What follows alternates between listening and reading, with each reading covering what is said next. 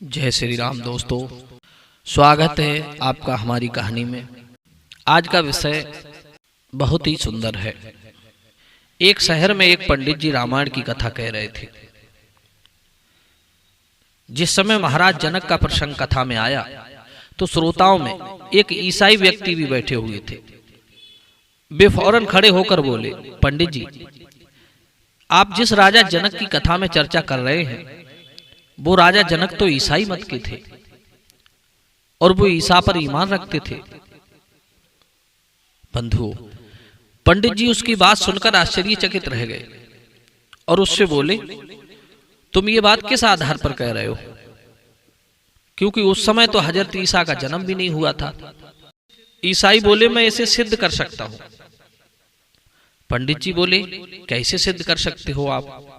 सिद्ध करके बताइए। ईसाई महोदय बोले, पंडित जी, आप तुलसीकृत रामायण को तो मानते हो ना? पंडित जी बोले, हाँ मानते हैं। तो ईसाई महोदय ने कहा, रामायण में साफ साफ लिखा है, सर समीप गिरे जा घर सोहा, बरनी जाए देख मन मोहा। अर्थात तालाब के किनारे ऐसा सुंदर गिरजाघर बना हुआ है जिसकी सुंदरता देखकर प्रत्येक का मन मोहित हो जाता है। ईसाई महोदय ने गिरजा का अर्थ गिरजाघर लगा लिया, जबकि यहाँ पर गिरजा का अर्थ पार्वती जी को कहा गया है। पंडित जी फौरन बोले, वाह भाई वाह, ईसाई भाई साहब, आपने तो कमाल ही कर दिया।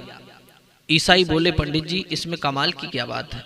मैंने तो तुलसीकृत रामायण की एक चौपाई से सिद्ध कर दिया कि राजा जनक ईसाई थे। पंडित जी ने ईसाई महोदय से पूछा कि तुमने एक ही चौपाई को पढ़ने का ठेका तो नहीं ले रखा है? तुम्हें आगे की चौपाई भी तो पढ़नी होगी। ईसाई महोदय बोले, आगे की चौपाई आप पढ़िए। काफी देर तक पंडित जी और ईसाई महोदय के बीच तू मैं होती रही।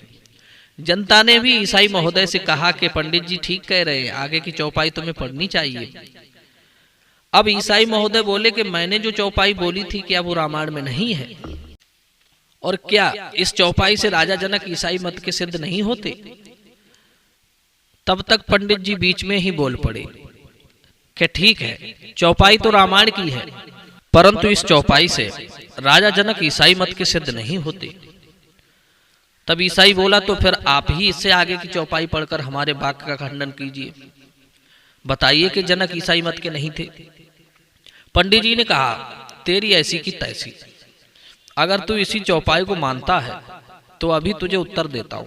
ईसाई की बोली हुई चौपाई पंडित जी ने पहले पढ़ी, सर समीप गिरजा घर सोहा, बरनी न जाए देख मन मोहा। अब इसके आगे की चौपाई महाराज ने पढ़ी, जय जय जय गिरिराज किशोरी, जय महेश मुख चंद्र चकोरी, जय गज बदन खड़ानन माता, जगत जननी दामिनी दुति दाता। पंडित जी जोर से बोले, ईसाई महोदय, अगर आगे का अर्थ लगाते हो तो आपका ईसा स्त्री बन जाता है। पंडित जी की इस युक्ति को सुनकर जनता खिलखिलाकर हंस पड़ी और ईसाई महोदय वहां से भागते नजर आए। दोस्तों, प्राय आजकल देखा जाए तो नई सोच के मतवाले हिंदुओं के सदग्रंथों में से कोई न कोई प्रमाण अपने मत को सिद्ध करने के लिए अर्थ का अनर्थ कर देते हैं।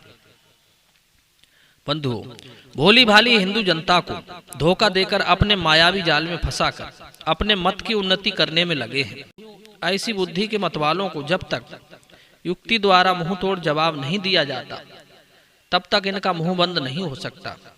दोस्तों, कैसी लगी हमारी कहानी हमें कमेंट सेक्शन में बताएं। यदि अच्छी लगी हो तो हमारी कहानी को लाइक करें और चैनल को सब्सक्राइब करें। आप सभी दर्शकों का बहुत बहुत धन्यवाद। देखते रहिए हमारी कहानी, हमारा देश।